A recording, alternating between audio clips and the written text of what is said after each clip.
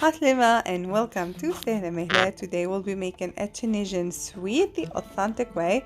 It's called almond balls.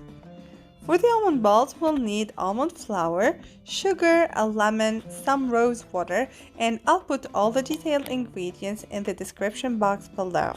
I first start by melting my sugar on the water without heating it up. When my sugar melts, I'll put it on a high heat. Then when it starts to boil and I see those bubbles, I'll just put a squeeze of lemon. After about 30 minutes of boiling, my sugar is ready. I will transfer it to a glass container.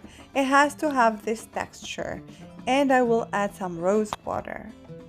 So to know the exact texture, you need to test it between your fingers and make sure it's sticky. I will then let my sugar cool down completely, and then I'm gonna start mixing it up with my almond flour little by little. I will just keep adding the sugar and mix and add and mix until I get to the consistency and texture of a dough that's smooth and not sticky to my fingers. And this is the dough that I obtained. So it's very soft and it's really easy to mold. I'm gonna divide my dough into 3 pieces. I will save one and keep its natural color.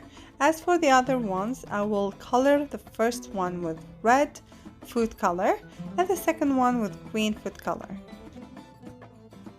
So I decided to mix with my hands in order to make sure that the dough gets the color the same way all over and be homogeneous. Last part is forming my balls. So now I'm gonna start by putting granulated sugar into a big plate. I will form my dough into 3 cylinders that I will stick together.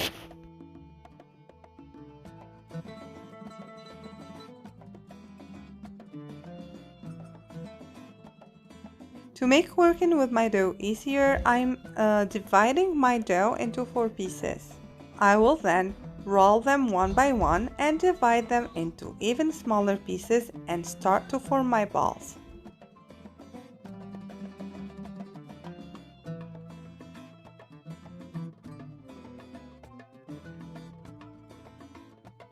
Simply, you will roll the ball between the palms of your hands until you obtain this soft, nice looking, colorful almond ball.